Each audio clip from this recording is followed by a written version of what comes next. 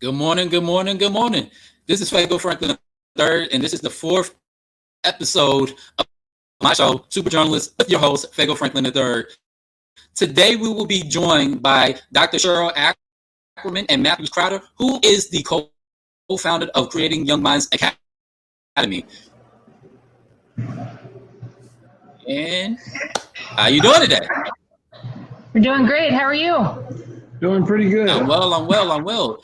But before we get into your journey with the Academy, and I see young Mike, the NBA draftee we just interviewed. So, can you give my viewers some encouraging words for the day? Go ahead. Take it away. Okay. Just like Mike said, one thing, if you have a dream, you go for it. Never let nobody bring you down on, what you want in life. There's three things you got to do in life. You got to have commitment, consistency, and discipline. And if you don't have that, there's no way you have a chance to be successful in life. Amen. Thank you for those encouraging words. So tell me a little bit about Creating Young Minds Academy, and what obstacles did you have to endure with just building this academy and this foundation? Well, we started back in 2011 when we moved to Texas to start Creating Young Minds, which is a nonprofit organization. And we started with the idea to start the academy to help young men have opportunities that they wouldn't have had access to otherwise. And we use basketball as the tool to give them access to gain college scholarships to play basketball and have their academics either paid for or partially paid for. And of course, when it comes to obstacles, we were brand new. And so we had to make a name for ourselves. And we started with players from Washington State because that's where we moved from. And we were very successful with the program. The young men did very well. We competed at a high level.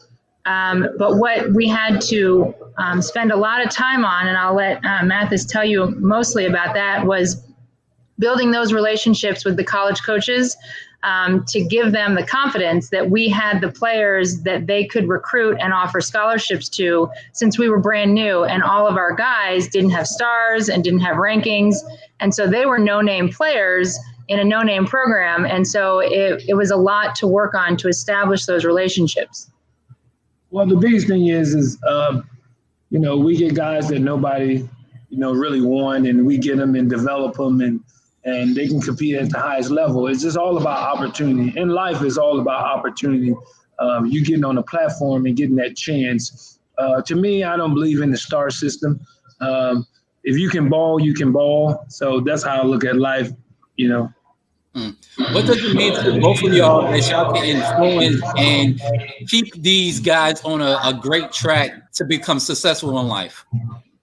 Well, I think that the reason, Mathis and I have that we met and had our relationship to begin with and grew into the program is that both of us have the same idea to help others. And I was an educator for many years, and he's always worked with young men for basketball. And so the two went together perfectly to take my experience in behavior analysis and working with kids and his experience with working with the athletes and putting them together to help young men grow and be successful, both on the court and off the court. That's the reason we do what we do. And we wouldn't continue to do this every day if we didn't have the passion to help all of these young men, whether it's to gain a college scholarship, to get an opportunity to play professional basketball, or if it's just to get their degree and graduate with a 3.7 GPA and they had, a 1.0 or 2.0 in high school when they first met us. So tell me a little bit about the Louisville Leopards. I know that's the basketball league, and that is something that y'all are co-owners with. Tell my viewers a little bit about that and how they can get involved if they're interested.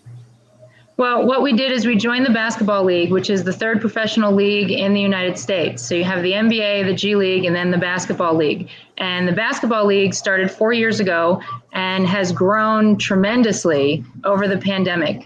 When the season ended early in March due to COVID-19, we had 12 teams. And as of earlier this week, we now have 28 teams. And there's a very good chance we're going to have 32 teams before the season starts in March.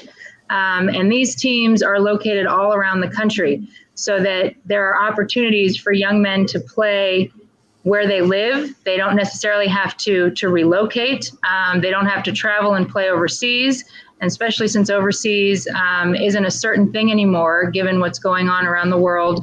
And the Basketball League is strictly about giving opportunities and equal opportunities to anyone who can play basketball, any young man in the United States. It's not about resumes, it's not about stars, it's not about rankings. It doesn't matter if you played in the NBA formerly, you played overseas, you played in the G League, you played Division I, you didn't play in college, or you didn't play in high school, but you knew that you have the skill set and you're willing to learn.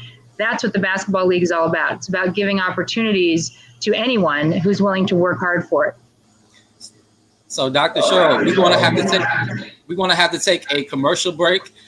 This is Super Journalist with Fago Franklin III, Sports Fan Base Network, Rhode Island.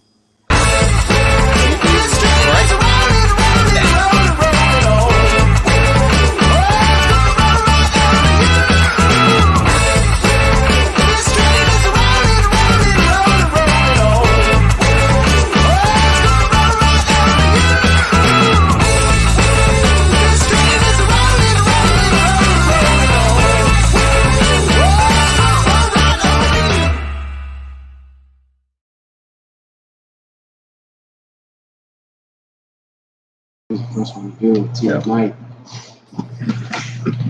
it was a little bit lax. I don't know what's going on there. So, but to jump right back into it, how have you adapted since COVID has hit, as far as life is concerned, as well as with the academy? Yeah, go ahead. You never stop. COVID's been pretty nice for us, to be honest with you. It's probably, the pandemic is probably the best thing ever happened for us. We both learned how to kind of work together and grow our program. It helped the boys, a lot of them grown. So I think the pandemic just made us more stronger in different avenues that we wasn't good at. The boys growed, they learned a lot. Like me, I wasn't really technology savvy or all the social media and stuff, and I started learning how to do it because it was a pandemic and you had to function through social media and technology. And so all it did is we just grow. I mean, growth. And I learned more. You got to adapt through this pandemic. If you don't adapt, good things are not happening. So you just got to you got to change your skill set. You got to be able to do a lot of different things. I just think the pandemic's been a blessing for us. I think it's been a blessing for the TBL, Evelyn Magley and David Magley. Everybody has grown. I agree. So what are the key factors in order for you to be successful in life? No, go ahead. Well, the key factor to be successful in life, my opinion is, like I said before, commitment, consistency, and discipline, and have tunnel vision. Be relentless. You got to have a relentless mindset and put some earmuffs on your ears and don't listen to people's opinions. Don't listen to people failures. It's like Jay-Z, he had a thing where he said his uncle told him you couldn't sell these many records. And what happened? It was because his failures, so he tried to give it to his nephew. So don't listen to other people telling you what you can't succeed and what you can't do in life because of their failures. They don't want to see you make it further than them. So just stay tunnel vision, wake up every morning, be humble, be appreciative, have gratitude, love one another. Even if somebody treats you wrong, you still try to find a way to be positive with them. Always spread out positive energy and positive vibe. And I know that you're a coach. What inspired you to become a coach first and foremost? And how hard have you been on mic even before this? Well, to be honest with you, I was a coach I realized I was a coach when I was 12, 13 years old. We're out playing basketball and I used to study the game. And then I used to study people, what they're good at. And then me and my friends would go to the playground, different playgrounds in different areas, and say, we're going to go there and play and win. I used to tell people, this is what you're good at, this is what you're good at. So I'm the best rebounder. I'm the best defender. So I'll shut everybody down, and I'll get all the rebounds, and I'll set the screen, and you just score. That's your job. You go stand in the corner. And I'm at 12, 13 years old. I wouldn't realize I was doing that. And so then my uncle came to me.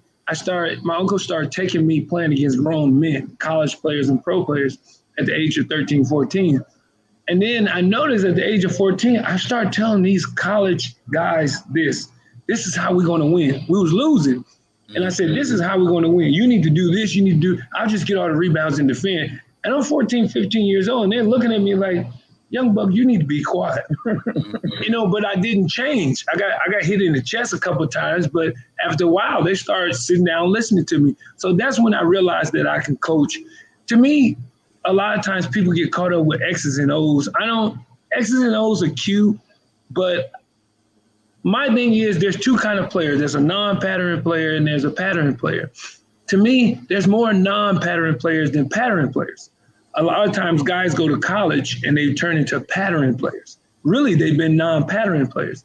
So with me, I just let them play and I let them play free.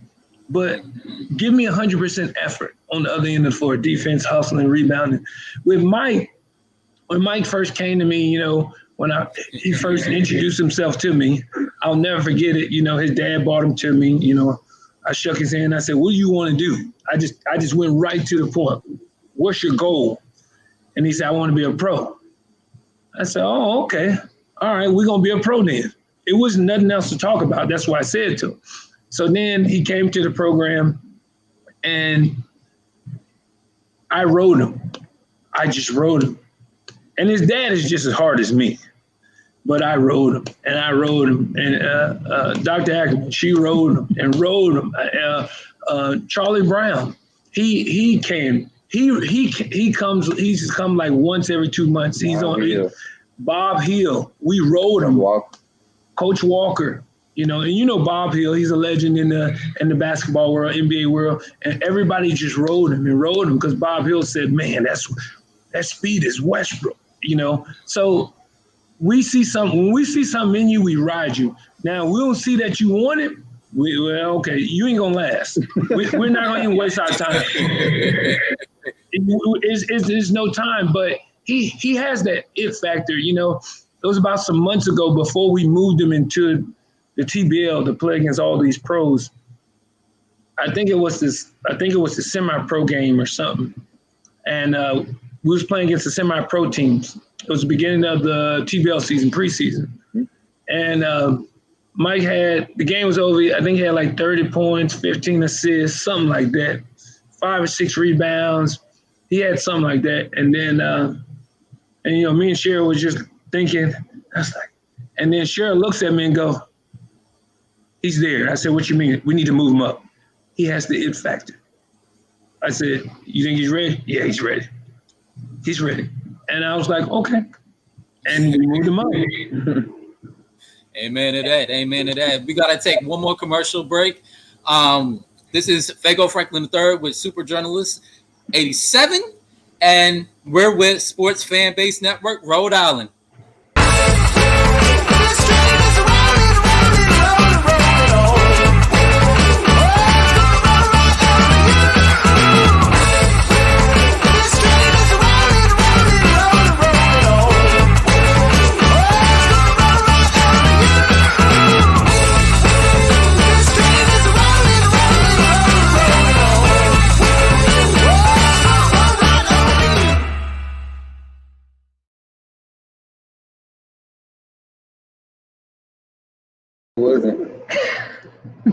So we're back. This is the last question I'm going to ask you because we got to close out the segment.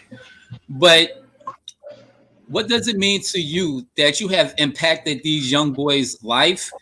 And also, how can we, where can we find your academy and your information and your website is at? Well, I'll let her in, but and I said this on the other podcast that I talked to. I said, I wake up every morning, I look in the mirror, and I ask God, what is my purpose today? I do it every morning. I know I got to take care of my wife, my 5-year-old daughter, and I got to take care of the boys. You know, what other young man that I have to help in the world today? I get up every morning and do that no matter what. I have to know my why and my purpose.